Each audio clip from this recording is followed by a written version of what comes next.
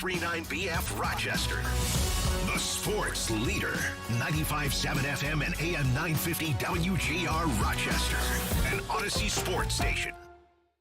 Welcome into the Sports Bar with Gene Battaglia, where the voice of the Rochester fan is heard. Pull up a stool and join us at 866-4326. This is WGR Rochester, and the Sports Bar with Gene Battaglia is on now. 2 hours of sports talk excellence here in the Flower City, where it might be raining a little bit, but you know what?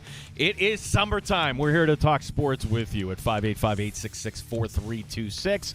That's the award-winning sports bar for you. I'm going to ride that as long as I can here. 95.7 FM, AM 950, always streaming for free inside the Odyssey app. And, of course, we're on YouTube and on Twitch. Usually when the show starts, I tell you who's coming up, and I will do that right now. Dennis Bernstein from the fourth period. We're as we'd say, fortuitous timing, right? We were anticipating a lot of hockey news this week with the draft coming up in Buffalo on Friday night. We've got free agency around the corner, but to begin on July 1st. Maybe we get some Sabres news. We certainly have a lot of rumors. Oh, we did have a big deal last night, and I thought about a wellness check, but then sometimes he doesn't like me reaching out. So Tim Schneider, our fine producer, but behind the scenes doing a great job as always, Dan DeLorean. And not to reset, if you're new to the show, Dan's sports allegiances are just a little off. Not the fact that he's a Met fan. I like that. A Viking fan and Ottawa Senators fan. A Met fan, yes, makes all the sense for our area. Viking fan, okay, they're Viking fans in the area. I don't know if there's any other Ottawa Senator fan in Rochester, but he's our fine producer. Here's my take, Dan. I am not surprised Ottawa traded Brady Tkachuk. When I heard where he went, I'm like, oh, come on. Come on. Well, you got to send him to Florida? Why would you do that to us, Dan? I wasn't surprised either. That's where he was going to go. And obviously he came out last night. The four teams were Carolina, Vegas, Minnesota, Florida, and he had kind of had all the control in that situation, so he was going to end up there. And I wasn't surprised because it had been talked about and rumored about for years to come, and with the whole Americans playing in Canada thing, it was bound. And I don't want to get into that because I know it's a touchy subject, but look, it's also you want to make more money. Yes, yeah. You're getting clocked up in Canada. And I think the league is just this is a massive problem where we want to talk about the problems that baseball have between big market and small market. I don't know how your Ottawas and your Winnipegs kind of compete long term if you have a good player. But again, Brady Tkachuk, how he kind of got dragged into that after by that I mean like that was from the government putting things out there, but it didn't surprise me that he wanted to go play with his brother and he signed off. Yeah, well, look at the success he's had when he's been with the Four Nations tournament or with the Olympics. Look how great he plays. And obviously it's a different dynamic, and there were issues supposedly in the locker room with Ottawa. And he wants to be with family, and I don't fault him for that. I don't fault him for wanting to go there, and I don't like he's in our division. But that's where I'm like, you almost forget, I'm sorry, that Ottawa was actually a playoff team this year. Yes. They're not going to be a playoff team next year. No, they won't be. No, they won't. That's wrong, though. It's I know. That's where, okay, like if Florida is back in the party, we got to deal with those Jamos. I'm sorry. Like, okay, Ottawa will check back in 5-6 years. It'll probably be 3-5 years, and they might be contending maybe for a playoff spot again. Yeah. Well, Dan, are you okay? Oh, I'm totally fine with it. I'm excited for what Ottawa's going to do with these picks. I mean, I've heard all the crazy rumors from Jason Robertson to J.J. Paterka to Robert Thomas and Jordan Kyrou. You name. I've heard everybody. Basically. Or you just keep the pick. Well, they have to use pick 32, but I think they're going to end up moving 9 and 25 to get somebody to replace them. Yeah, pick 9. Yes, pick 9. 9 times. Yeah. Different page. Can't find it. 9. It's a Monday for Schneider. Yes. That's where Monday after Father's Day. I can only imagine. Thank you, Dan. Of course, you are now released. Okay. So we'll talk to Dennis Bernstein because certainly there are a lot of Sabres rumors, and if you listen to the WGR flagship, where is Byram going to go, if anywhere? What about Tuck? What about rumors like Hellebuck. Well, Dennis he's not local. He's a national reporter based out of Los Angeles. Great friend from the fourth period. He'll be joining us here at the bottom of this hour. Yeah, that's kind of the long and the short of it is that Tkachuk getting traded, not a surprise. Where he got traded, really? And that's where people are saying this feels like the NBA where players are kind of dictating. And if you have no trade clauses and those new trade clauses only limit you to go, that would be the solution, I guess. Don't give it down a damn no trade clause.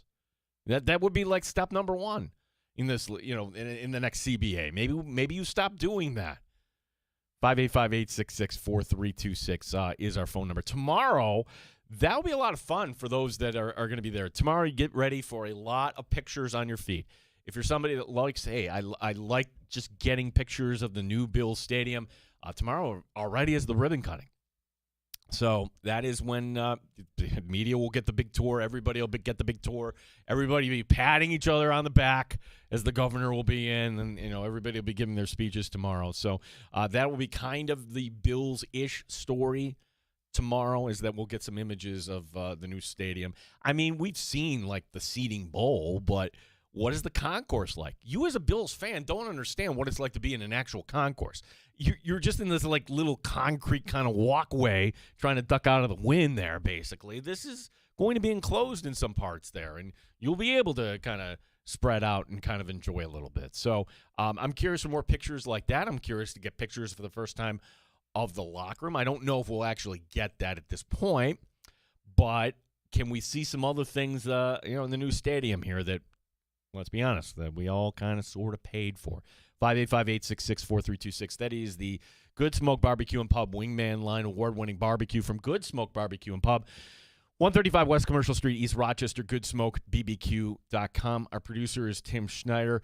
And the feedback from Friday night, you kind of, like, along with everybody else, are like, I didn't know you could do that. I was very surprised, and I'm proud of you, Gene. Surprised? Like, why would you be surprised? I don't know.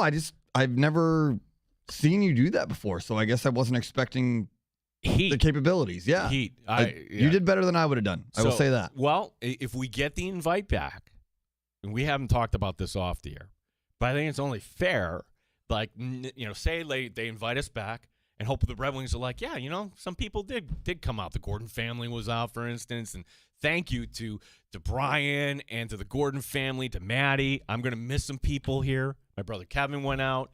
Nice to meet Kathy. She was there. Yeah, it was nice lady. Good. Yeah, very nice lady. I think it's only fair that next year you do it and you feel what the pressure is like. I don't know if I can handle it. I think you've already set the bar so high that, I will try, but I don't think I can match what you did. So this was from Friday night for the first time in the long history of the sports bar, from 1.0 to 2.0. We got invited out to do the first pitch. So I wasn't quite familiar with all the logistics and everything because, quite honestly, sometimes that's when I'm grabbing a beer or talking to other people. And I didn't know if I could sneak you guys in to also throw out first pitches, but they had other people there. They had kids there from the Boys and Girls Club on Juneteenth. Okay, yes. All right, this is not the night to ask for extra first pitches when we were actually having, make that whole kid's year there by throwing out the first pitch. I got mine. I got it over the plate. It was not a strike.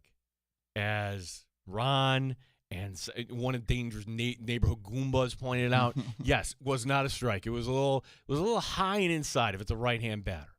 But you know what? I brought the heat on it. Still gas. It was not a lob, and you were surprised. I'm like, why would you be surprised? Tim, I'm the guy when I first came over to this building, right? And sadly, like the company softball team has kind of faded away over time. Or maybe we're just getting all older in this building, but when I came over, that was still a thing.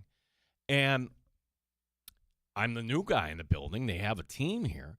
And the manager of the team, you know him. His name's Dave Savage. Not an on-air guy, but for many, many years was the promotions director at WCMF, and now he's actually working.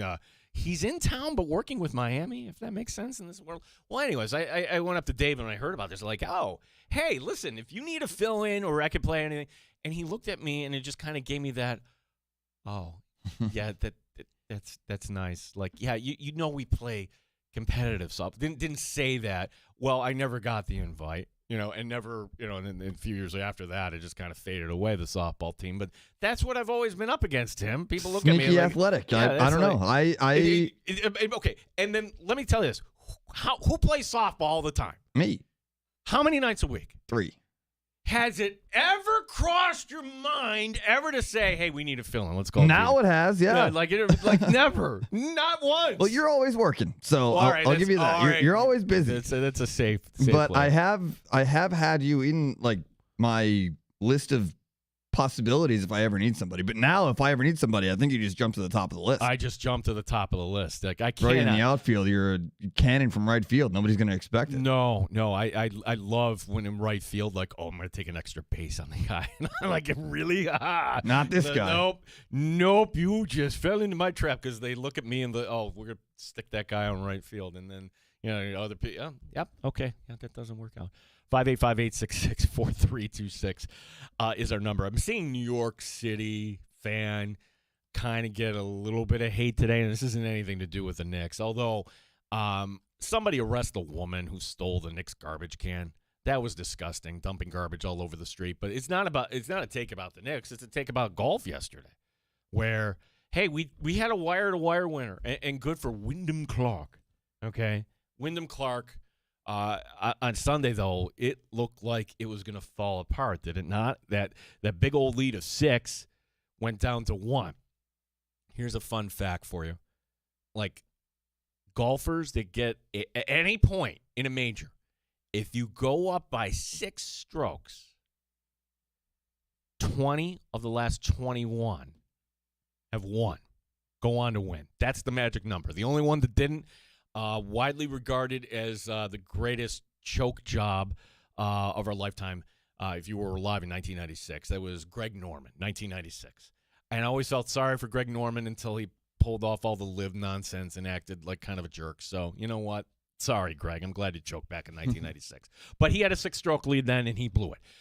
So for Wyndham Clark in the wind, and I don't know, like, I know Shinnecock is like regarded as this fine course and link style, but I don't know. Give me Oak Hill any day there. That just seemed like, okay, we're too close to the ocean, and these balls are just blowing all over the place.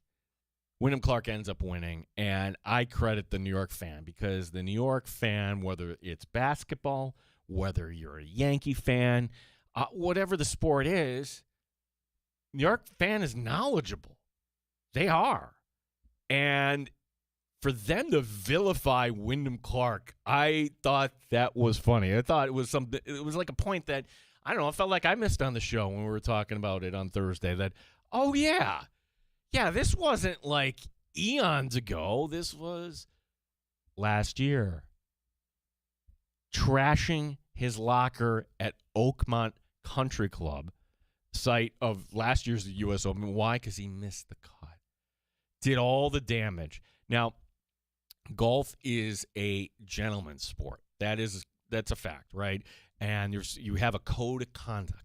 In the USGA, oh boy, do they follow that code of conduct. There have been golfers that you throw a golf club, you do anything, 2-stroke penalty. But what do you do in an instance where, hey, you're playing days here in this tournament are over, move on to the next tournament? Well, for Wyndham Clark, you can't penalize him for a cut you already missed. What Oakmont did was, no, you know what? You're banned. You're not allowed back at our club unless you meet the criteria. You remember what the criteria was? Number 1, pay for the damages. I forgot what the rest of it was, but I remember being on the show when it happened. Yeah, number 1, pay for the damages. Number 2, you are going to make a sizable contribution to whatever the Oakmont charity is. All right, so we never heard about that. And then number 3, you must complete anger management courses. I remember that. Yeah, and And that serves like as a deterrent to anybody else, and that's how kind of golf can be kind of gangster like that. Like legally, all Oakmont would be entitled to would be, hey, it's like crashing into somebody's car. Pay for the repairs, and we're gonna tax you on top of that. You need to donate to the charity. And they don't tell you how much. You need to go take anger management courses. Like they're the judge here. They're the judge and the jury. Like, okay, this is your punishment. So I don't know when we'll get another major at Oakmont. I suppose I could look that up. At some point, I would think of the playing career of Wyndham Clark, and you would figure like a name like Wyndham, like. Isn't that like the most waspy, money, over-the-top sort of name? And then you look at his background, and yes, he was in Los Angeles, and his mother wanted to be an actress and all that. His father was, working at Wall Street. And anyways, Wyndham Clark, with everybody just kind of, catcalling him all weekend, ends up winning the third major of the year. So golf, if you blink, it goes by quickly. Webster's Jackson Ormond, hey, look, just to get and qualify one of the 5 spots for an amateur, that is it's an unbelievable feat. Jackson Ormond shot 80 both rounds, so he was not there was somebody behind him. Actually, a few players behind him. One was an amateur, and one was actually a professional. So for Jackson Ormond, that's somebody we're going to be keeping an eye on and see now that he's going to go down to college in Florida. Maybe we'll get him on the show at some point. We had something lined up. It couldn't work out, so we'll see if we can make that work. 585-866-4326 is our number. Haven't gotten to the baseball. Well, we did, talking about the first pitch. And if you're like me, I can't press my luck when it comes to going to multiple Red Wings games a weekend with the family. We went Friday. I figured that would have been too much on Sunday to go back, even though it was like kind of a quasi-playoff game. So I'm looking at my phone the whole day while we're doing our Father's Day celebration. I'm like, oh my gosh, they're down 9-1. Well, maybe if Memphis trips up. No, Memphis was up like 10-5. I'm like, oh, this is not going to happen. And the Red Wings fought back. They end up short. So my take on it is this, because so many baseball fans don't actually know the International League or the minor league format where you have the split season. And if you compare it to hockey, what hockey wants to do with the American Hockey League, and it drives us nuts as Amherst fans, because as Amherst fans, we fashion ourselves as, hey, we've been around for decades. We've had championships. We don't like the D word, development. Sure. But, when the Amherst won in 83 and they won in 87 and they won in 96, guess what? It was still a development league back then. Okay? It was just less teams. So for the Amherst, you get into the postseason, but did they really get into the postseason? I guess technically, yeah, it was a 4-5 matchup where you have 4 teams, but and next year there's going to be a 3-6, a 4-5. Let's compare that to minor league baseball at this level, the AAA level, where instead of 2 teams from the first half, you only get 2 teams as compared to 4 in every division. Technically, 10 teams making the postseason in the American Hockey League as compared to 2, where if you're baseball, why wouldn't you want your players to experience more baseball and experience what it's like to be up at bat when your team is facing elimination? Why wouldn't you want something like that? And talking to some people over the weekend, I think this is the reality, is that the Wings team you see now is not going to be the Wings team you see in September. By that point, everybody who you want to take a look at, your Seaver Kings, for example, is he going to be here when the season ends?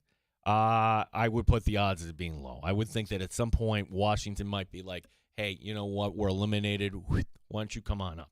So that's part of it too. Like the development is actually, all right, come up here and maybe we'll get you in a few innings, but you get to be around the team and see what this is actually like. Where in the NHL, Sure, if you're out of it, you get a lot more of that. I just find it disappointing. The bottom line is that, really, from of the 20 teams in this league, you have 2 playoff teams. 2. You have a first half and a second half. And, what good does that do? It's a crazy format. Oh, it's a crazy format. And then, then it's a best of 3 in one game. Really, it's like, who cares? It's 3 teams make the playoffs out of 30 across 2 leagues in AAA. I think also part of it could be is that they're not going to get gate revenue. If you tack on an extra week or 2 for the playoffs, you're going up against, let's rattle this off, the NFL, college football. We want to say up here, the National Hockey League by that point. So it's a little different than, hey, our arenas are available, say, here in the American Hockey League, and it actually helps if we continue to play playoff games. And, hey, you know what? Consta Helenus, you're playing pretty well. Why don't you come up and help the Sabres, which he did help the Sabres. Let's talk to Dennis Bernstein. Dennis Bernstein from the 4th period.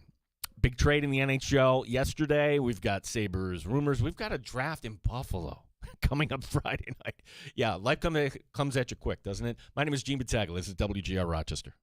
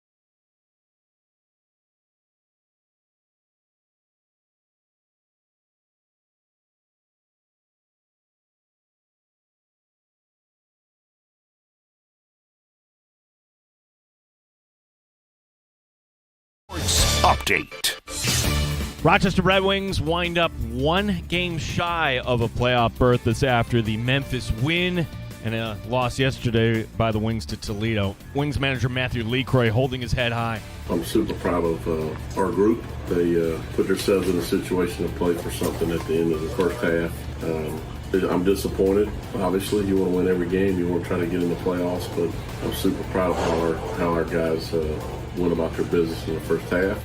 Wings begin a series in Charlotte tomorrow night. Tonight, the Yankees opening up a series in Detroit, New York, coming off a series loss to Cincinnati. World Cup, they're in the 25th minute, no score between Argentina and Austria. Sports is brought to you by GetMyPerks.com. Get half off to Lasertron in Henrietta. Gene Battaglia, the sports leader, 95.7 FM, AM 950, WGR Rochester. Top Shelf Sports Talk.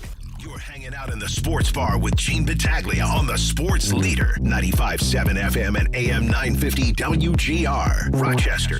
Hockey fans got to catch their breath right after the Cup final, and this is always the way it kind of happens. But here in Western New York, we're a little more dialed in, right? What happens with Tuck? What about these rumors surrounding Bo Byram? What about the competition? There's a lot of things we can talk about with Dennis Bernstein, who, if I'm not mistaken, is coming to Western New York for the draft. Dennis, looks like the forecast is going to be nice here by the time you come in. Dennis, how are you today? I'm doing great. I land Wednesday evening, so I'm looking forward to hopefully an exciting draft day where there might be some trades at the top of the draft, but happy to be back on WGR Rochester with you. Yeah, I mean, it's been great to always get your thoughts and opinions on stuff. And if we could just talk briefly about the draft before we get to that trade last night. Sure. First time in 10 years we've had the draft here in Western New York, and that was Austin Matthews. We've got McKenna, the kid from Penn State. He's not anywhere near that level, but what kind of player would Toronto be getting here with the presumptive number one overall pick? Well, we'll get a top six winger, right, for the first 3 years on an entry-level contract. So you sign up for that every time. And that's maybe the reason why you wouldn't trade Matthew Nyes. If you make the team better, certainly any team with respect to where the Leafs finished would be, open to improving their team. But you're right, it's not a generational player. He's an excellent player. He will help. He'll be part of the, hopefully, solution in Toronto. But, again, he's not going to change the entire paradigm. That's going to be up to Austin Matthews and Willie Nylander and Morgan Riley, if he's still there, and John Tavares. So, last night, big trade in the NHL. And I think most of us said, I'm not surprised Brady. Yeah, I'm not surprised where he got traded. I was just, oh, no, we're inviting the Florida Panthers back into the party here with this, Dennis. Is there any concern from where you sit that, I'm sure you've seen this take, that, hey, this is going to turn into something like the NBA where players dictate where they're going to be playing? Is there any concern that we're going to have this imbalance here in the NHL? Well, for the people who worry about super teams, my question to them and to you, Gene, would be this. McKinnon and McCarr are great players. How many Stanley Cups have they won in their career? Yeah. Mm-hmm. One. Jack Eichel, great player. How many Stanley Cups? One. Right. Marner, that was supposed to be the cherry on top of the sundae in Vegas. They lost in 6. And the team that's not full of superstars, they won the championship. So I don't know. You can try to do that. There is a salary cap. Not everybody can play in Florida. And Gene, here's what I get it, and it's a legitimate take, but it doesn't solve that trade. Doesn't solve the fact that Florida was 28th in goals against last year, and it doesn't solve the fact that they had an .875 save percentage, and that's why they missed the playoffs. You could talk about injuries and Barkov, and when they're fully healthy, that's an awesome lineup. Look at their defense, look at their goaltending, and the last time I checked, why did Carolina win? Because they built a star-studded team, they had defense and goaltending, and this team doesn't. So, yes, Florida won the trade from a talent standpoint. Ottawa may recoup back on the back end with respect to the futures.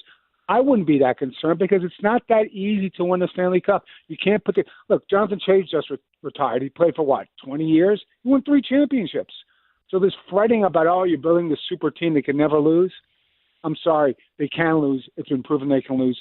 Great trade. I get why they did it. The Kachucks are playing together. And the Kachucks with Sam Bennett, I wouldn't want to face in a playoff round, right? No guarantees they win a championship. Right.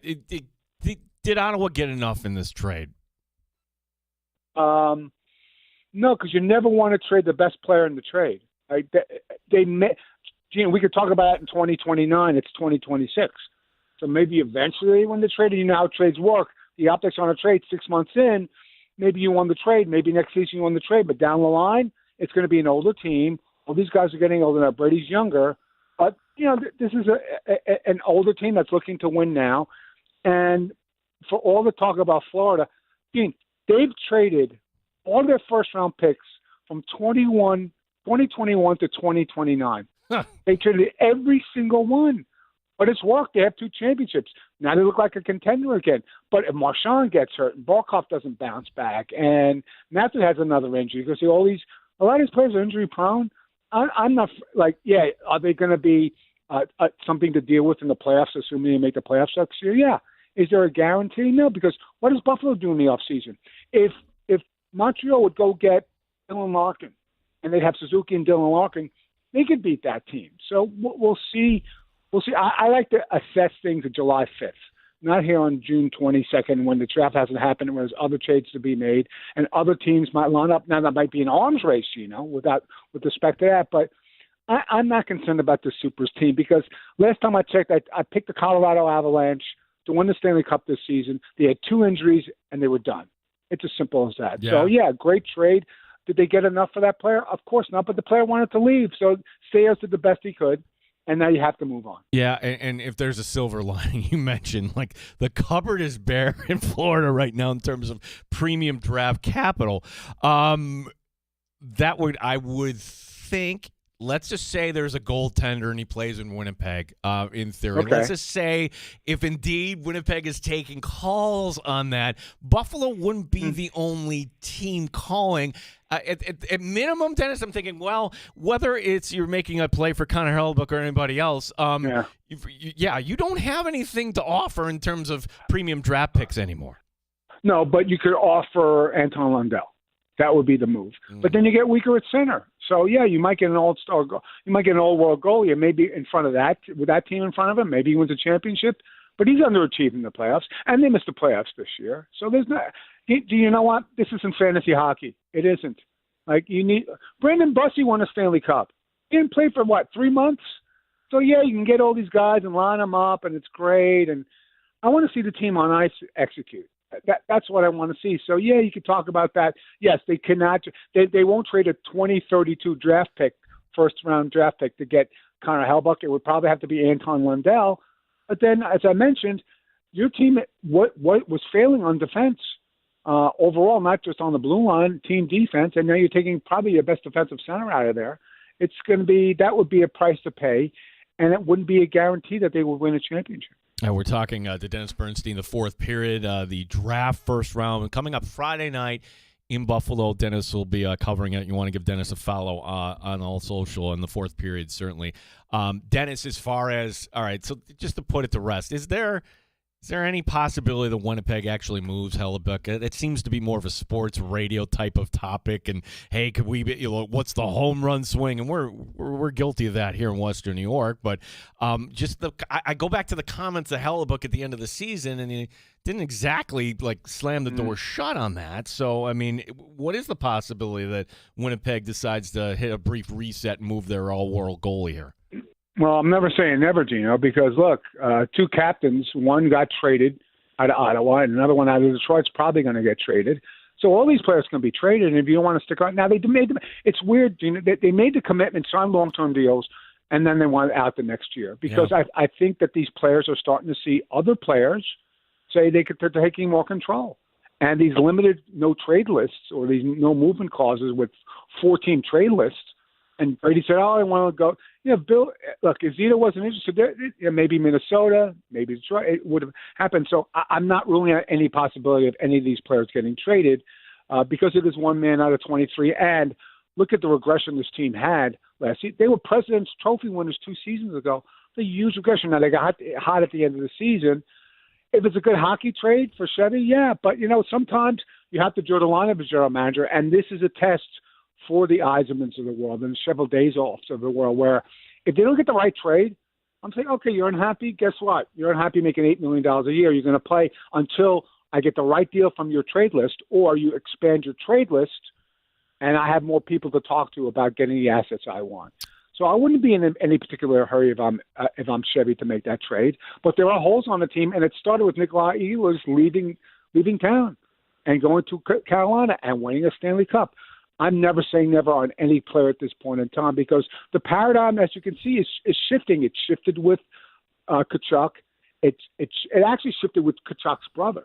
Right? It shifted with Matthew, who's now taking control of this. And not for nothing, Brady's only got 2 more years on his contract. If it doesn't work out, or they lose, or they are injured, maybe he doesn't re-sign there. So, but I'm not saying never on that. So there is a possibility. Yeah, there is.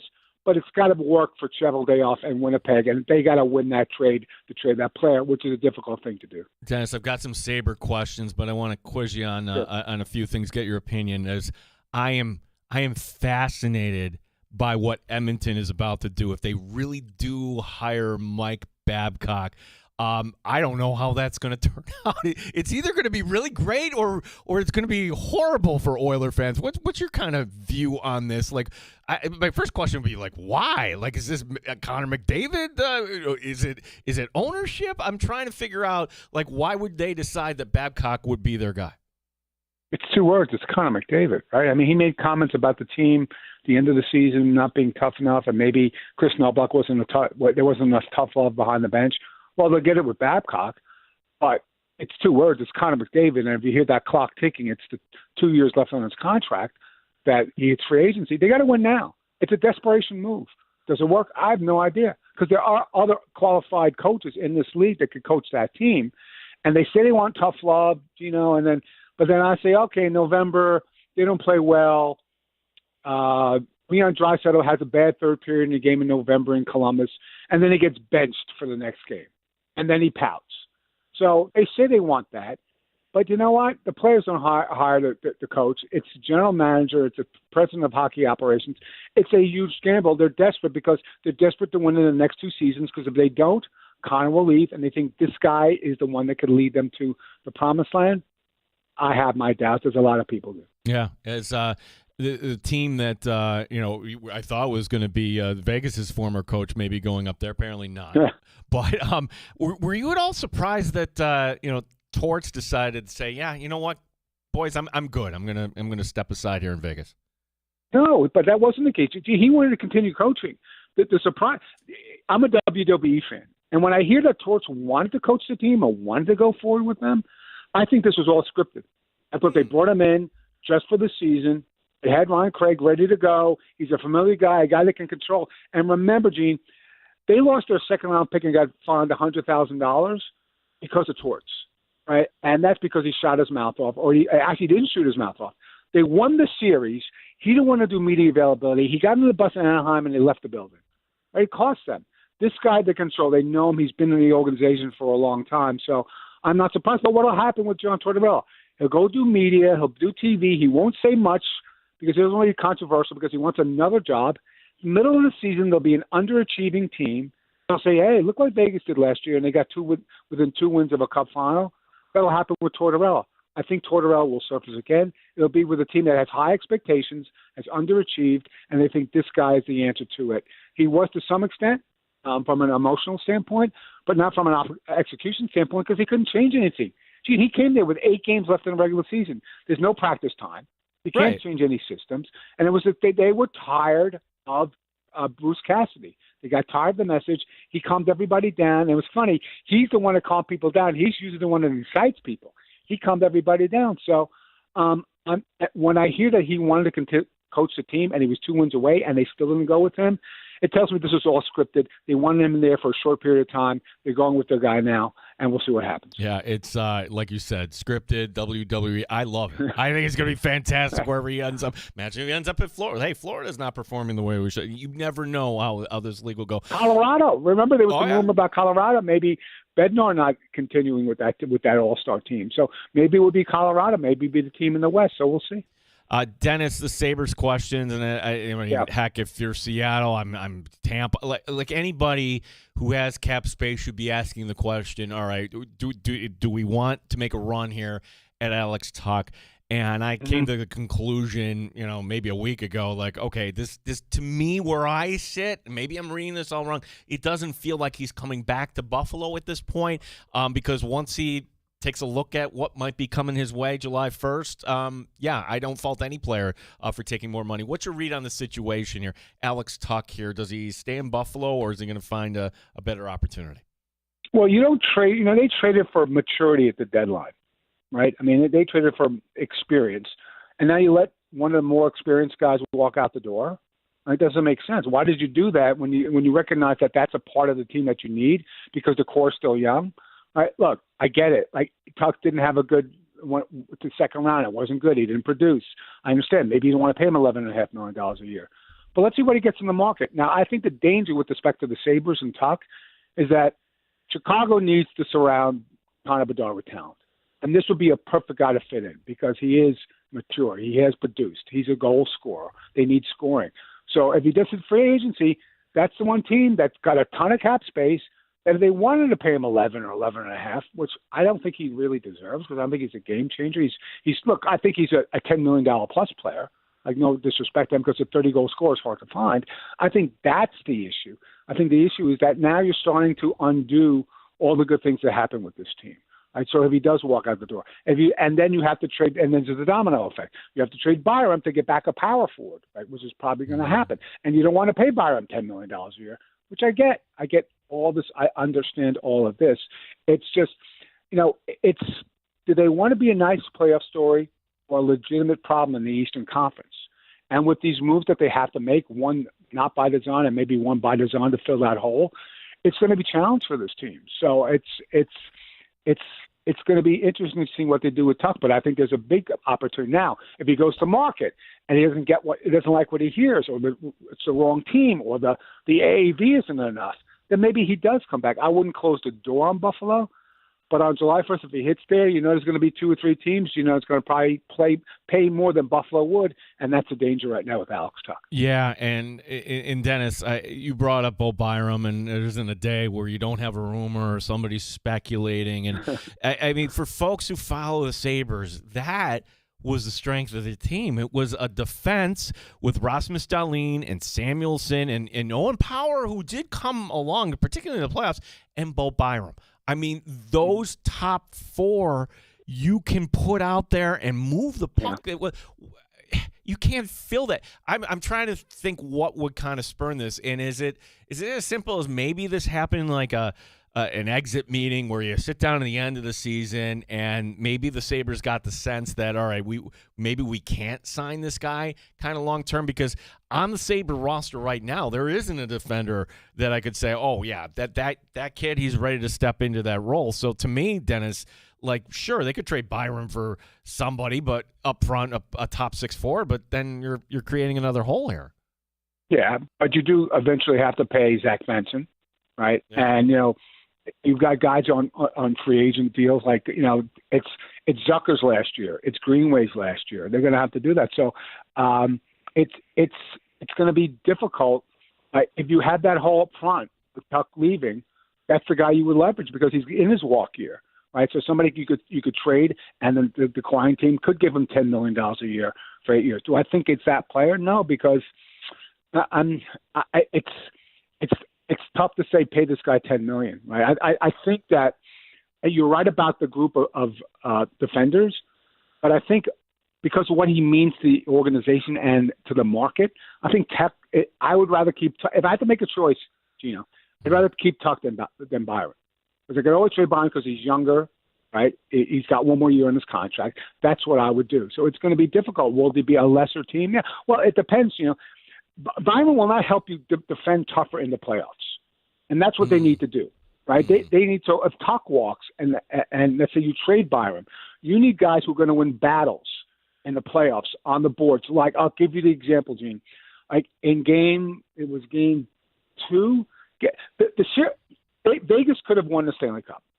But when Logan Stankoven stole that puck behind the net at 2-0 and made it 2-1, that was the play that really changed the series because they were going to be out. They were going to be down 2-0 going to Vegas. You need guys like Logan Stankoven that'll win battles behind the net and do that.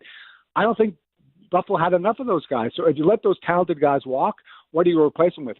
Guys that can win battles. Because, again, Carolina wasn't a star-studded team. So these $10 million players that might leave, if you replace them with teams that fit your structure and fit your model, then you might win. You might go further in the playoffs next season. Last one, Dennis. The Sabres did make a move, a small one. Michael Kesselring gets goes to San Jose. Sabres move up 7. My reaction is like, okay, Kesselring, still somebody that, but here, like, okay, maybe you're the 8th or 9th even defenseman. In San Jose, he's going to get more time. Are we thinking the Sharks might be a team that could take a step forward coming up next season? Yeah, they should. They should. There's no excuse, but they have to. This is one of the reasons they have to build a blue line. And Mario Ferraro is a free agent, right, who plays a lot. Plays like 20, 22 minutes a night. This guy, and he's had a lot of injuries, but he's talented, right? I think the Sabres moved to 20. Gino, I think one or two things. You use that in a trade because now you moved up, and it's a different tier of player. So if they keep the pick at 20, my thinking is they identified somebody in the 20 range that they want to draft. And that's why they moved up. And they had surplus on defense. Kesselring really didn't deliver for them. I think that's what the move signals. Yeah, they could use it in the trade, and it's a valuable piece. But I think when you go from 27 to 20, it tells me, okay, we're not going to get that player at 27. We're going to get him at 20. So I think you've identified a player that they really like, and they use Kesselring to get in position to pick them on Friday. Yeah, I love the aggressive nature of the Sabres here. Dennis, you're going to see like kind of a different Buffalo community here, Dennis, coming back here. Where can everybody follow more of the work here this week? When will we be able to catch you on Sirius XM as well? Yeah, I always say if you can't find me, it's probably your fault because I'm pretty conspicuous. So Dennis TFP on social media. The fourthperiod.com, usually have a column. You're at Sirius XM. We'll do one show at 10 a.m. on Saturday from the draft, whether I'm at the draft or not. And Kings of the Podcast is our podcast as well. So you can follow me. It's pretty easy. So, but it's always great being with you and talking Sabres and NHL with you. Dennis, appreciate the time and safe travels here to Western New York. Thanks so much, Dennis. Always appreciate it, Gino. Thanks for the time. Appreciate it. Thanks. Dennis Bernstein, the Fourth Period, also Sirius XM, and as he said, he's everywhere. And it's good when you talk to people that follow things closer, like from the league. I think that's the argument right there, is that Bo Byram, okay, first round playoffs against Boston, sure, but look, when you're going to get to tougher teams, maybe you need a different type of defenseman in there. So if you had to pick one, still keep in talk. I don't know where I stand on it. I can't figure. I want both. I know I'm not going to end up with both. I'm not moving power. I think I lean on Byram. I think I'm going Byram. I get out of here with the Owen Power talk. I think Owen Power is somebody that you're just starting to see. How many years did it take really for Dahlin to kind of move ahead here? A lot. The idea too is, all right, if you decide, all right, we're just going to hold Bo Byram here, well, guess what happens next year? He goes. That's it. So could you trade Bo? Then okay, the home run swing. Okay, Bo Byram, Noah Ostlund, 2 first-round picks for Connor Hellebuyck. After Kachuk went for 3 firsts, is that enough for Hellebuyck? I don't even know. Like the cost now is going to be exorbitant. It was going to be already, but now it's going to be insane. Yeah, at least like you don't have to worry about Florida jumping in on there. But the Hellebuyck conversation, every team south of the border, it's like, I like how the guys on Sabres Live call it. Every team in the U.S. should be asking, all right, do we want in on this? And if you're Buffalo, the answer is yes. Yes, please. You do. I guess you'd have to throw a goalie. Do we give him back UPL or no? Sure. I mean, we're getting the best goalie in the world. I'll trade whatever. Yeah. We've got terrible time, Timmy's terrible take. Your terrible take was that you were shocked that I could just deliver a pitch over. I thought that was a reasonable take. I was proven incorrect. I thought that was a fair take. I'm guessing I wasn't alone in that. It was like there was, Duffy was there. Secretly he would. He was. He was waiting for you to fail, and you didn't. He was waiting. Like that pitch, if it ends up in the dirt or way in the backstop, that ends up on social media, courtesy of Duffy. Yeah. Yeah, exactly. Like, I don't know Pat for a fact would be that way, but I do know there was somebody else in our business that, was like that before him on that station. He's out of the business now, though. Altogether. Yeah. Heard of him. Yeah, that guy. Not Weeze. He's retired. I'm talking about the guy in between there that's kind of in exile. That guy. Heard of him, too. Yeah. We have we'll get back to sports here. Sports. We've got plenty of time for your calls here. Now we're number 2 at 585-866-4326.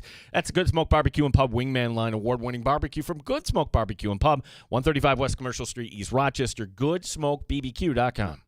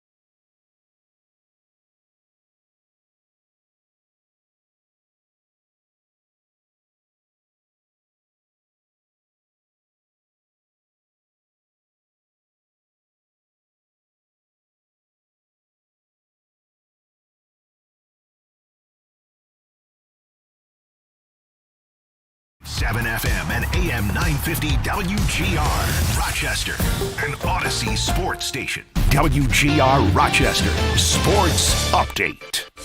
No playoffs yet for the Rochester Red Wings. First half ends with the Wings 1 game back of Memphis in the standings. Rochester manager Matthew LeCroy on his message to the team for the second half. My message Tuesday to them will be we got a chance to win the second half, go out and play as hard as you can, compete. We got a great club. We have a playoff club. We're 16, 17 games over 500, which is pretty special. Wings begin a series. That second half begins tomorrow night in Charlotte. Baseball tonight. The Yankees opening a series in Detroit. New York losing 2-3 to Cincinnati over the weekend. Lionel Messi becomes the all-time leading scorer in World Cup history. A goal in the first half. Argentina leading Austria at the half 1-0. Gene Battaglin, the sports leader. 95.7 FM and AM 950. WGR Rochester.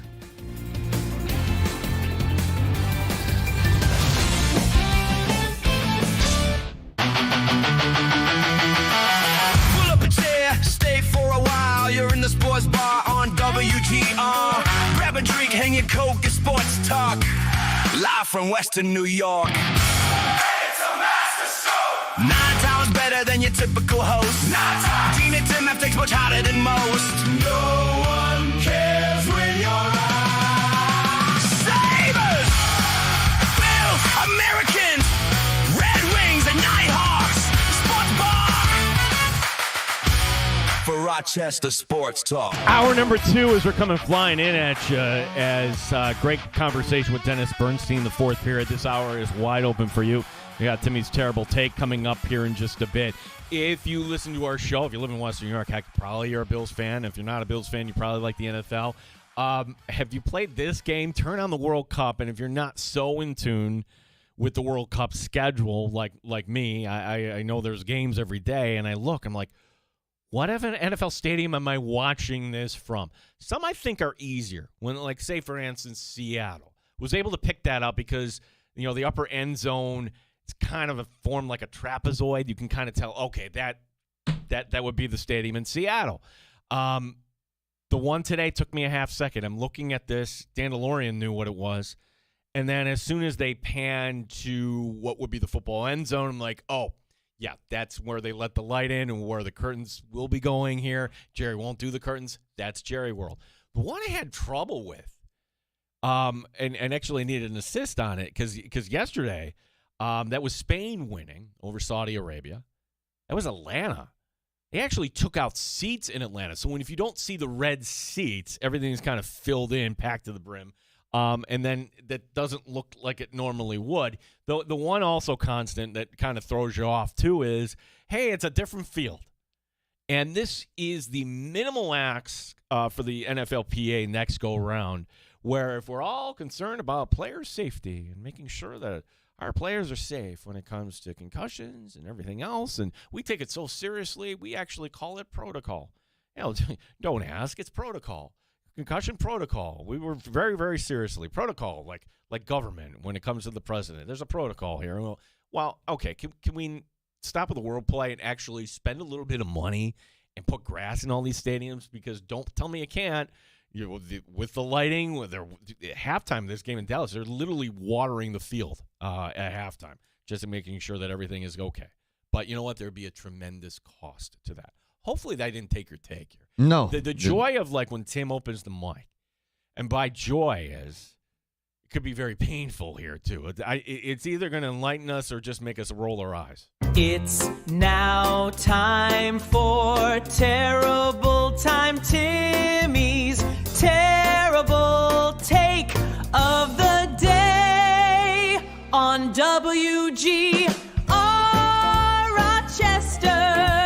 WGR Rochester. It's Terrible Time Timmy.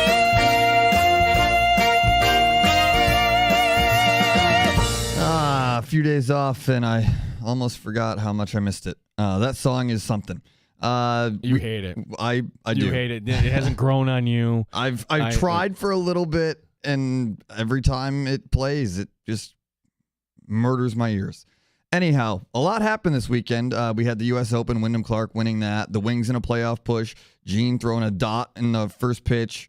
The World Cup is ongoing. Lots of stuff going on, but something that might have slipped through the cracks here is the announcement that Serena Williams is returning to tennis. She's going to play in Wimbledon at the end of this month. And at 44 years old, I think, sure, it brings eyes to the sport. Anybody of that caliber is going to be good for the game. But I think if she actually succeeds, it's going to make the sport look bad because she's old. It's like she's older than most of the people. Tennis players' careers, you peak at 25. She's had 2 full careers with a retirement. And if she does well and beats the people that she's old enough to be the mother of, that's going to make it look bad that nobody else kind of grew from her expanding the sport if she's still way better than them and actually succeeds at the highest level. It's right. It's a double-edged sword. It's like when there was, this is going back to the 90s. Jimmy Connors, great tennis player who just kind of faded out. And then he had one run at the U.S. Open. Everybody's like, this is amazing. And he fell short. But you realize at the time, okay, he was 38, kind of the same thing. But that felt like a send-off here. I'd also say this, too. It's when you retire, you're allowed to do whatever you want. And if you have an opportunity, you can do that. It was, okay, you didn't really go away quietly. There was a massive, massive send-off for Serena at the U.S. Open. Yeah. So let's kind of factor that in there, too, that maybe she realized as that's going on, oh, my gosh, I am going to miss this. It almost seemed like immediate. And then she had to take the steps necessary to file the paperwork, which brings us to where we are today. We're all going to be rooting for her. But to your point, does that make the sport actually healthier that we shouldn't be rooting for a Madison Keys or somebody like that? Or I don't know, what's her name? Jessica Pegula. Jessica Pegula. You're the bane to my existence. Yeah. You're like the guy on the public radio station, she's had the best coaches and she has come from wealth. Wow, that's what it can buy you. That's a take. For sure. Is it good for the sport or not? It's going to draw.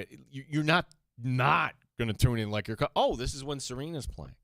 It could be really bad. She could I don't want I never saw Willie Mays falling around in the outfield, but that's what everybody kind of did.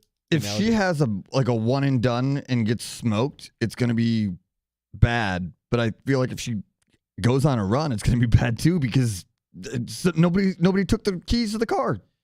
Take the reins. You're 44 years old, and if you're still dominating, and I don't know if she will or not, but the fact that she's coming back after 4 years off and expected to compete at a high level, it makes me wonder. It may end up going terribly wrong. That should be and by the way, at 44, she becomes the 3rd oldest ever to be on the ladies' side at Wimbledon. Martina and her sister Venus.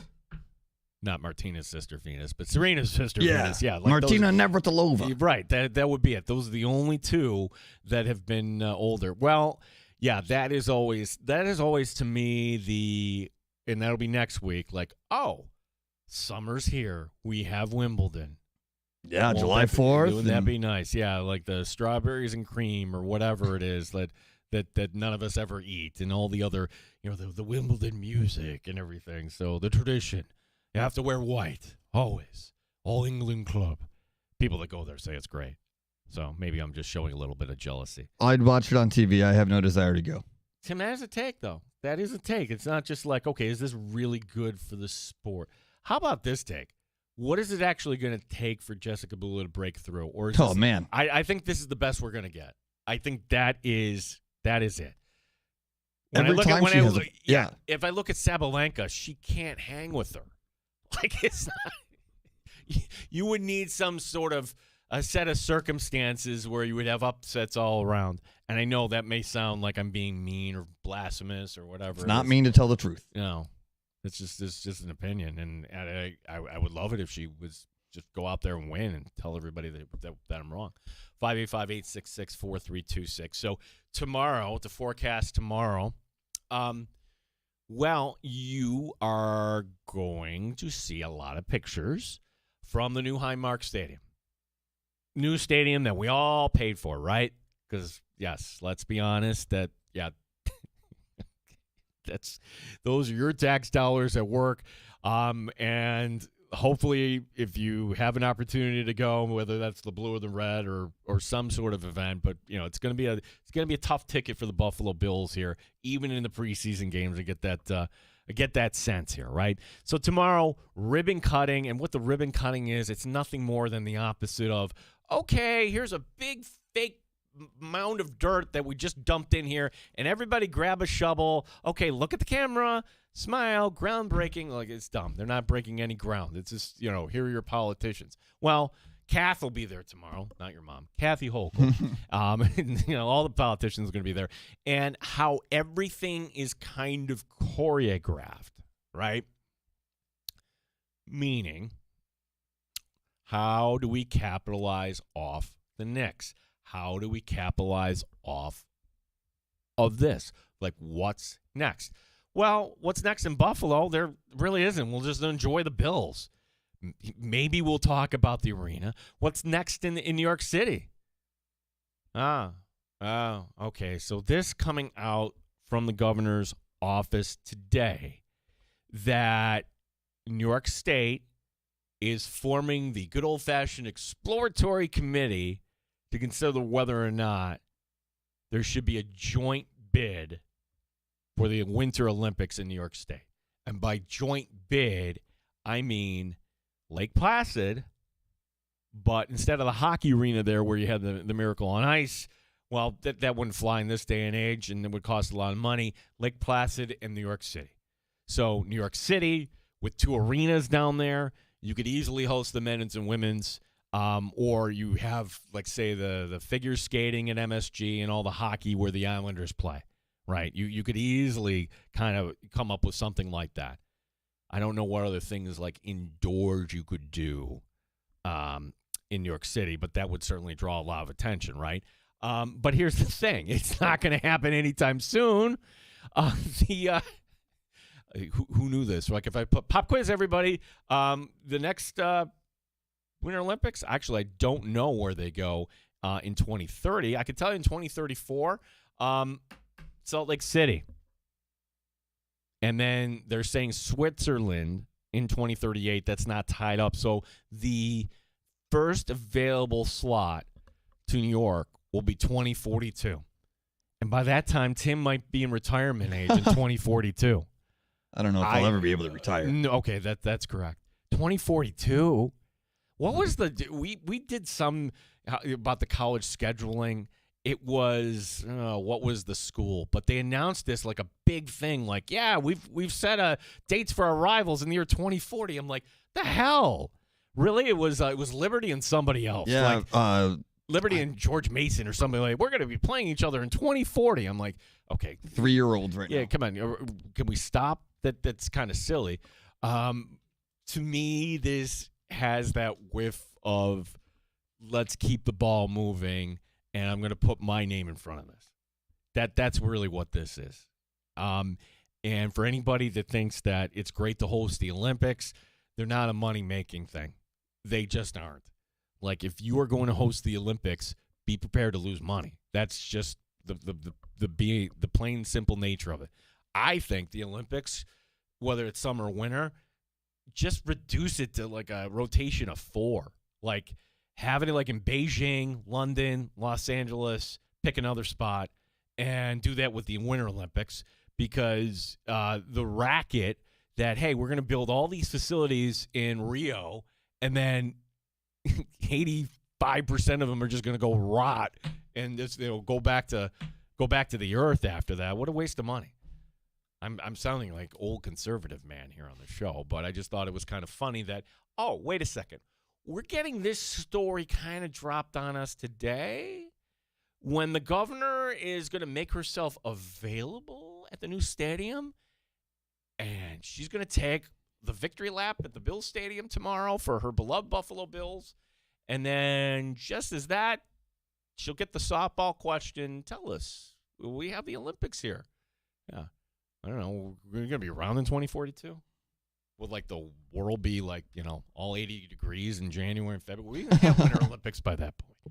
585-866-4326. That is our phone number. Gene Battaglia with you here on the award-winning sports bar. It's got to be cool to say It all is, the time. yeah. It's permanent. It's permanent. So you weren't with us on the show on Friday. The way I told the story was this, like years ago on a different radio station. The first show I got to host wasn't a sports talk show. It was actually paid programming. The paid programming show called Ask the Expert, where we talk about long-term care, whatever, like high commission thing that people would be trying to hawk, right?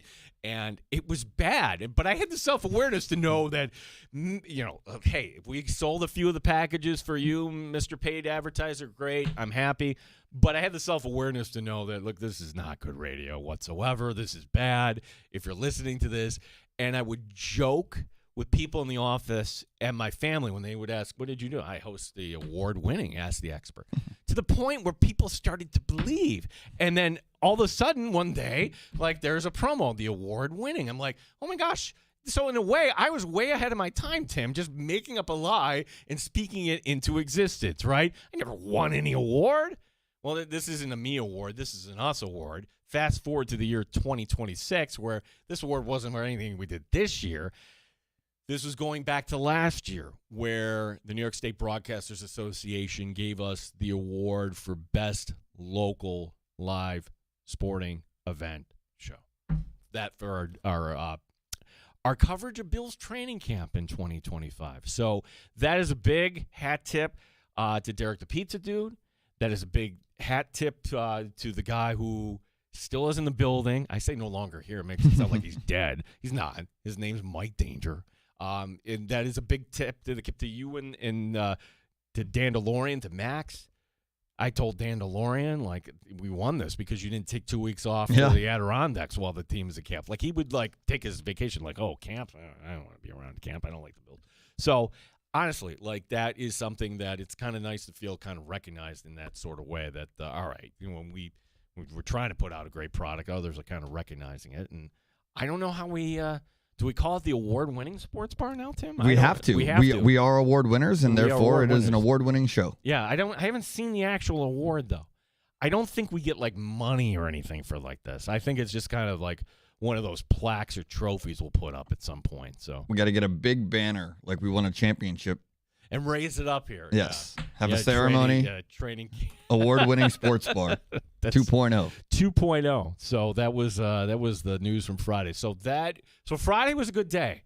Where Friday we win the award, then we go out to the stadium, and I did not embarrass Tim. I told Dan right after you did it, like, we got back to the seats, we sat down. You were in all of your glory, and if that went poorly, I think that you would have, like, your mood would have been completely different if it didn't go well. But it went well, and you ate it up, and it was awesome to be a part of and be around. So you were just thankful that I was going to like lash out at you? No, I don't know. I don't know how it would have gone if it went poorly, but because it went well, like, you were, like, not that you're in a bad mood all the time, but like you were in a good mood on Friday rather than just like a person. Like, but you were very, very excited with how well it went. So can I defend myself here? I had the tendency to be a little on the intense side. Yeah. And sometimes that I come across as being, I don't know, obtuse, maybe a jerk, whatever it is, right? You've always been great to me. It's been like, yeah, like if you intern for us, they know, like, Nick was the first guy. Like, it's like, oh, okay, this is just how it is. I'm not being mean. That's just who I am. It's just like, okay, we got a job to do. And in this instance, that was the job to do, was to throw a first pitch. Got it done. It's like, it got it done. It's not anything I'd ever. They would say it's outside of your comfort zone there, Tim. It's not like anything like when you're trying something new like that. I just wasn't sure how it was going to go, and then it went well, and the reaction to it was very positive. Like, you had people. The main event of the first pitch was a former Negro League player. Yeah. Before he threw, he came up to you and scolded you because you did too good of a job. I know, it was funny. I didn't realize I should get his name. Ike Walker. Ike Walker, thank you. Lives in Irondequoit today. Did you know that? No. I had no idea. And so it was kind of cool just to meet him and just kind of hear his story and just kind of coming out there. Yeah, it's I don't want to upstage the Ike Walker. We'll take your calls, 585-866-4326. Argentina, behind the Messi goal, is leading Austria 1-0. They're in minute 57. We'll keep you updated on that. Gene Battaglia here, WGR Rochester.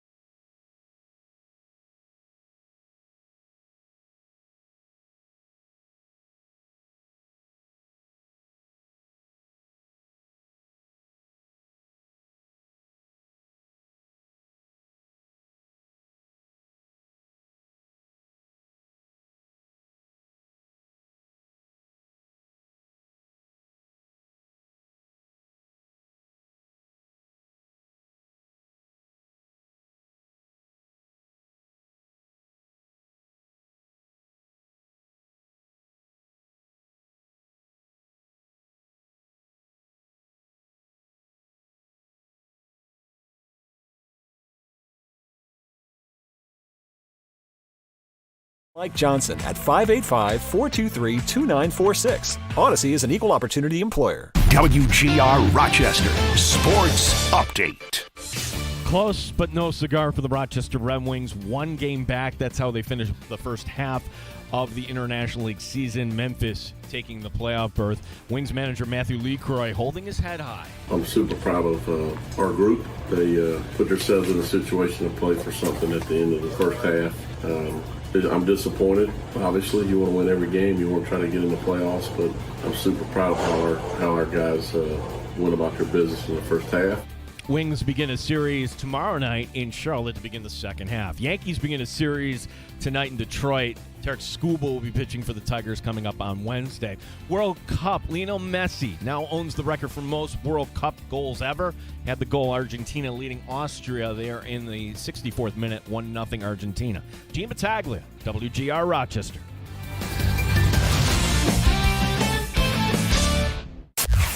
The best local sports talk in the Flower City. The Sports Bar with Gene Battaglia on the Sports Leader. 95.7 FM and AM 950 WGR. Rochester.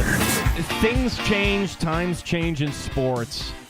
And, and with that, your opinions can change. Because I was always the opinion like, all right, what is, when it comes to basketball, if you're going to be a head coach, what's the better play? Is it to make money in the NBA or just dealing with professionals and not have to deal with boosters and the like? Or to be in college? And I always thought, no, college is the way because you get everything the way you want set up and you could lord over a program for years and years and years, as that's the way it was done. And the stars of college basketball weren't necessarily the players. It was your Roy Williams, your Coach K's, Jim Boeheim, John Thompson, Lou Carnesecca. I mean, you can rattle off how many, right? And those guys, all right, Rick Pitino, they still exist, but it's all under kind of a new format, meaning you can't lord over these. The work is way more than it used to. You have to pay the players. The players can leave at any point. And to pay the players, you've got to really roll up your sleeves with your AD and figure out a plan. How do you make money? So you're like the CEO. You're not the basketball coach. You're the CEO. And for that reason, I think it's kind of flipped. I think if you just want basketball, well, do you want to deal with college players who have all their paid agendas and maybe you get them for a year or two? Or maybe go to, but they're actual professionals and now they're a little bit more of adult age, right, in the NBA. That's why today some people are saying this is surprising. I don't think it's surprising whatsoever. Dusty May leaving the Michigan Wolverines is not official yet, but this is certainly sounding like it's this way as he's headed now to take the job with the Dallas Mavericks. Where with the Dallas Mavericks, I mean, what's the best case scenario? Last there, 3-4 years, maybe 5? Maybe you get a second contract. But he's got it on his resume. He always could go back to college for sure. And for Dusty May, that's quite a path, right? Florida Atlantic to Michigan, 64-13 over 2 seasons at Michigan. Michigan just, all right, this is going to be a little bit of a hit for them, but you don't have to deal with half of the headaches, I believe, in the NBA as you do this day and age in college basketball. But maybe the last guy to not do this was Hurley at UConn. And I said this at the time. I'm like, no, he's just using the Lakers just like how Coach K did years ago, right? You wonder if he ever thinks back at that now. Would that have been kind of the exit ramp for Hurley? There's been a lot of coaches that have left in the last few years. You had Jay Wright from Villanova, the Virginia coach whose name I'm slipping on. But oh, come on. He's a sports bar legend. He was on in the sports bar. Tony Bennett. Yes, Tony Bennett. Yes, that's the one. Tony Bennett. Hey, Tim Schneider, you're going to end up on the next train out of here. Tony Bennett. The way that the NCAA is structured now, it doesn't make sense for these guys to go to the highest level, get paid a bunch of money, or deal with people who are playing for themselves. And that's what college athletics has become. College basketball is it's all 1-year deals. And this is all what we wanted. Should the kids be paid? Yes. Should you have freedom? Like the idea that, okay, you're going to transfer, but you got to sit a year out. Come on. Well, this is what it happens when you go in the other direction. They broke the system. Yeah, they broke the system without any oversight, and now they're losing talent to the NBA. I had no problem with Dusty May going to take the job of the Dallas Mavericks. Like, just as Michigan poked him from Florida Atlantic, sorry, like you're poking a coach from somewhere else, and then you can't be upset. Now, this is actually surprising. He's the first college head coach to do this since John Beilein, also of Michigan. I'm like, really? You would have think Billy Donovan. No, that's a long time ago now. That was 2015. So maybe this changes things, but again, how many college programs are there as compared to, all right, we have 30 teams in the NBA. Should be 32.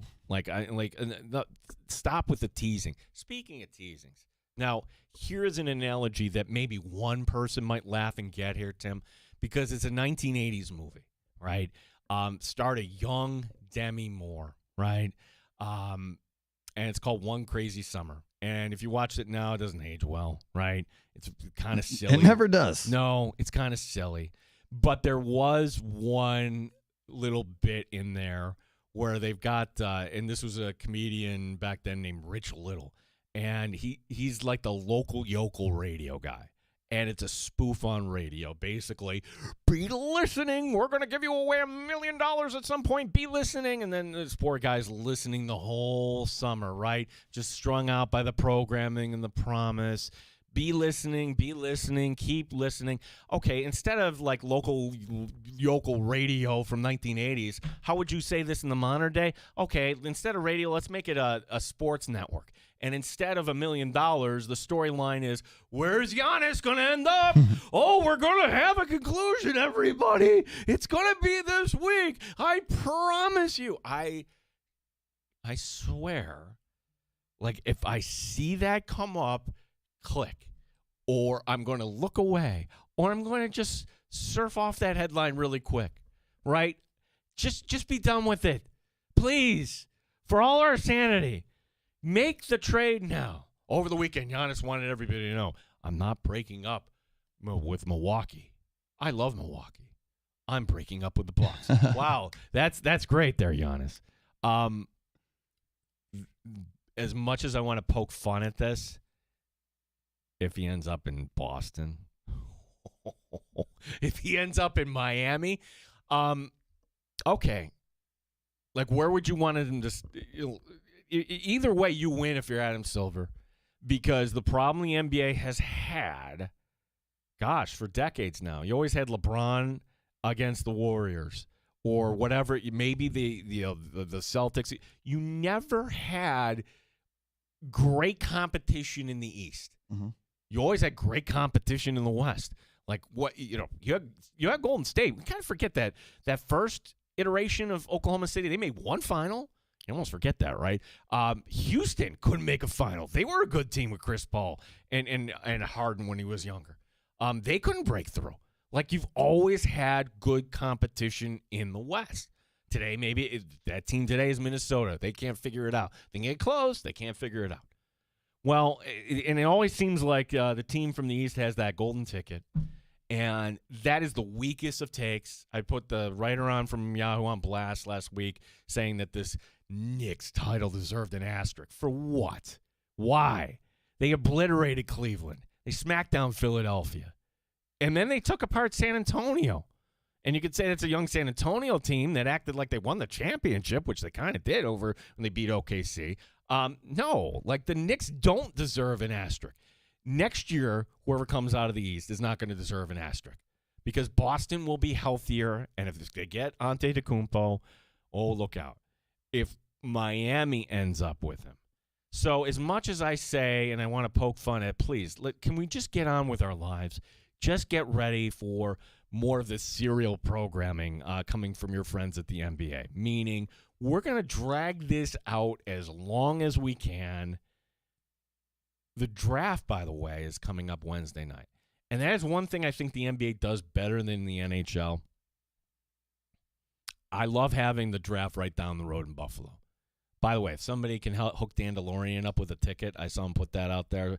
He'll be wearing his Sens gear. You're working Friday night, or are you going to try to scam your way in? I'm heading down to Olean for my 15-year college reunion. Otherwise, I'd be at the draft. Okay, this begs a lot of questions. Why would you do a reunion in June? Isn't that usually around like kind of a homecoming, or you weren't at Olean 15 years ago at this time? So that'd be question number one.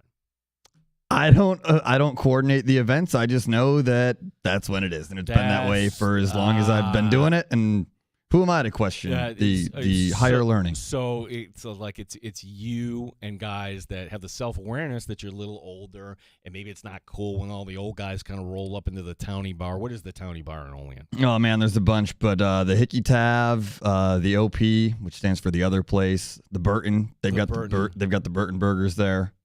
Is the halfway house there, or is that somewhere outside? That's a residence, but yeah, that's still a place. Okay, so the idea that like you guys roll into town, and then you kind of I'm not trying to be the old weird guy who's like the dad. Yeah, the old weird guy. Like when you're in school, that is always a weird thing when you're out there and you see kind of the old men roll into your bar, and it's like because that was their bar some 25 years ago, and it doesn't hit you until you're that old guy, and then you roll in, and it's like, oh, yeah, I'm actually, oh no, this is not going to work. That she could be my daughter's age. Nope, ripcord. I'm out of here. So I think there is some good self-awareness on your cruise group there, just to do this in a downtime there. Yeah, it's an annual thing. They do it every 5 years, so we're gonna have some fun and see where life takes us. Well, the NHL draft Friday, the NBA draft is on Wednesday,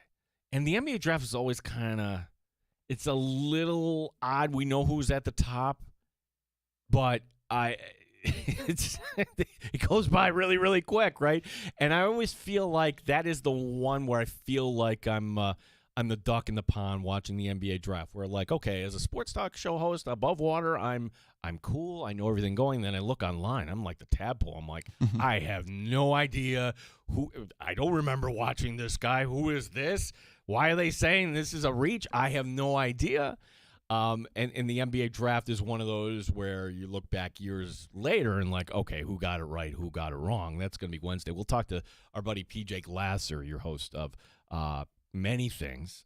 He's our draft expert, Game Day Garage, amongst other things, who a couple weeks off of coming to the College World Series. So we'll get his take on the NBA draft as that's coming up on Wednesday. Tomorrow's show, Joe Yurden, noted jerk, will be joining us. It's been a few weeks since we talked to Joe, as these Sabre rumors, they're something, right? Like that's the fun part here. It's like this was a week that we kind of felt like, oh, all right, are we really involved in this league? Now, if Jarmo Kekalainen hits the right notes, here's the positive thing, right? Who has better relationships in this league? Kevin Adams or Jarmo Kekalainen? I'd like to think it's Jarmo. I'd like to think that he knows how to at least you're not making these moves right now. You've been laying the groundwork here for weeks, if not months, right? And by and large, things have been quiet. The one thing that I think has kind of come out is that the Sabres are shopping Bo Byram. And if you were with us earlier from Dennis Bernstein, where, hey, this is why we talk sports, right? It's not real-world stuff. You're allowed to change opinions. And I'm like, why would you trade Bo Byram? Well, because that's the strength of the team, the blue line. You have two great pairs. Well, a couple things to consider. One, he's in the last year of his deal, and you get to this time next year, he not coming back, right? If it's a Tuck or Byram conversation, well, then you get to keep talk. If you end up losing both, oh, by the way, Byram, you're not giving away. You're looking for something in return. What could actually help this thing? But the thing that tipped the scale to me was where Byram is fantastic offensively. you need a different type of defender when it comes to the postseason.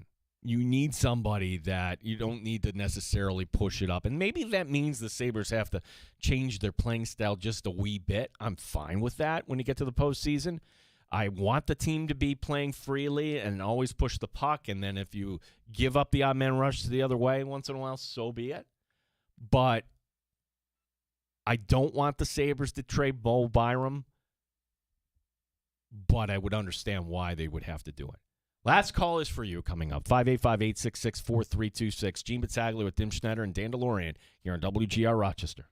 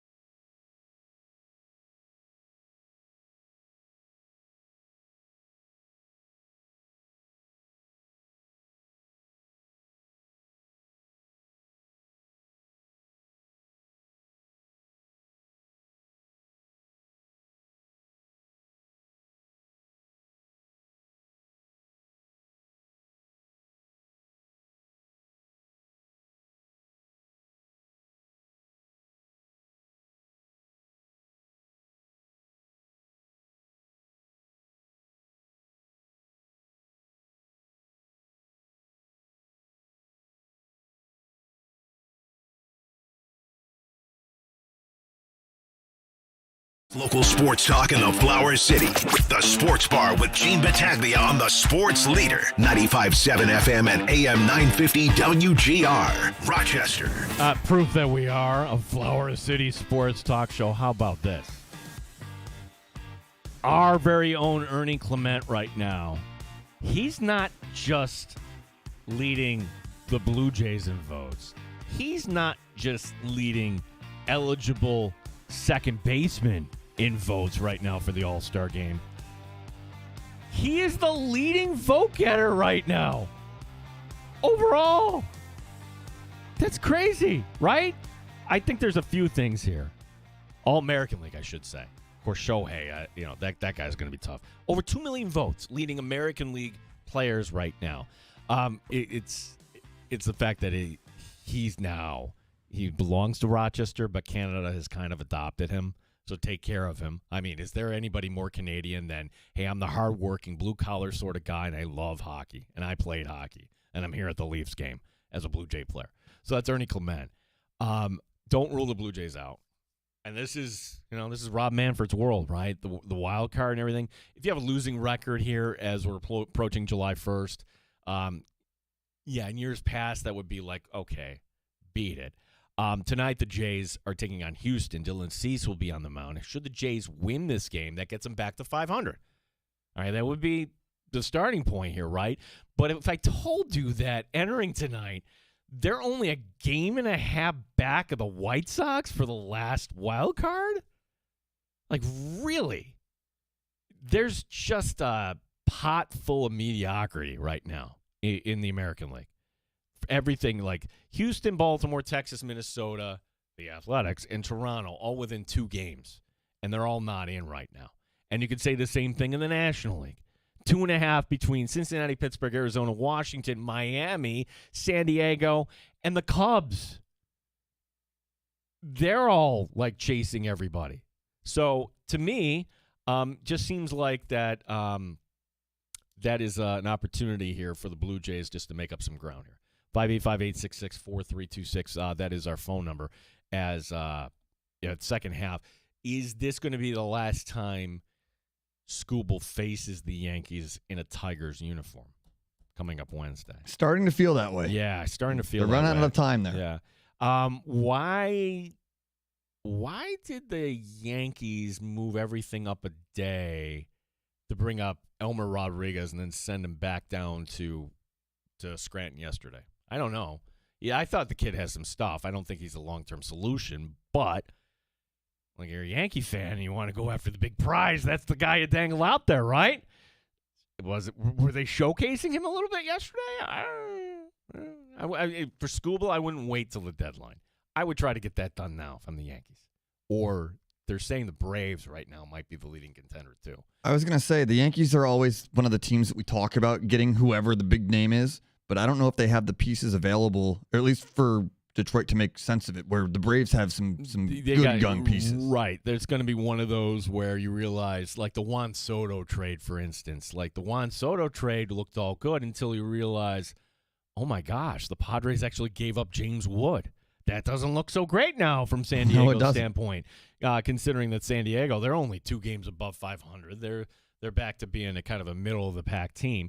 One thing, too, and I'm going to credit the Yankees. If I told you that the Yankees would be just okay without Aaron Judge in the lineup, yeah, they're 2 games up on Tampa right now. Like, things are going well in that department. Ben Rice, who would have thought? Guy can that's a guy that can kind of match. 2 things. I think the Yankees could get an upgrade at third base. Who that might be, I don't know. You want Mark Vientos? Take him. All right, he's like, go right ahead. Because I think McMahon is nothing more than a utility guy. And yes, the Yankees are going to be getting Fried back here at some point too. But if you can get yet another arm, somebody like Skubal, yeah, that might just say, hey, and keep this in the back of your mind too, where the Braves are kind of running away from the National League, but ultimately, you kind of figure it's going to be the Dodgers again, right? Anybody going to be against a Yankees-Dodgers World Series if this is going to be kind of the lasting thing for baseball for a little bit? I'm against it. I know you would be. I'd be okay with it, only because my team is just so down and out. Last night, it's Father's Day Sunday night, and the TV is off, and the executive producer says to me, "Well, don't you want to watch the Met game?" Knowing that I said earlier, and I'm like, "Nope." She's like, "Why? They're already down 5-1. We're just coming in right now, and I don't want to ruin my evening. Down 5-1. Friend of the show, Kevin Roche, goes to Philadelphia. He's sending me pictures right before the game. And I'm like, what? Saturday night. I'm like, wow, that's pretty cool. And I put down my phone. And I'm going about my business. Next thing I get is like this angry emoji. I'm like, what? They're down 11-0? That would be that's a horror show. You go on the road, you plan this out months in advance to see your rival, and you have Harper with a cycle in the 5th inning. Schwarber with 3 Schwar bombs. I told Kevin, go back to the hotel now. Leave. There's nothing to say that you got to put yourself through that. Cut your losses. Joe Yerdon will be on the show tomorrow. We'll talk more Sabres hockey. If you missed any of today's show, we're on the air 1 to 3 locally weekdays, which means you can download the Odyssey app, listen back in all 2 hours. If you want to listen in bite-sized form, like to the interview with Dennis Bernstein from the Fourth Pier, by all means, do that as well. Dan DeLorean has that up wherever you get your fine audio. Argentina up 90th minute. Some stoppage time added, 1-0 on Austria in the World Cup. For Dan Drummond, for Tim Schneider, my name is Gene Battaglia. This is Rochester Sports Leader, 95.7 FM, AM 950, WGR Rochester.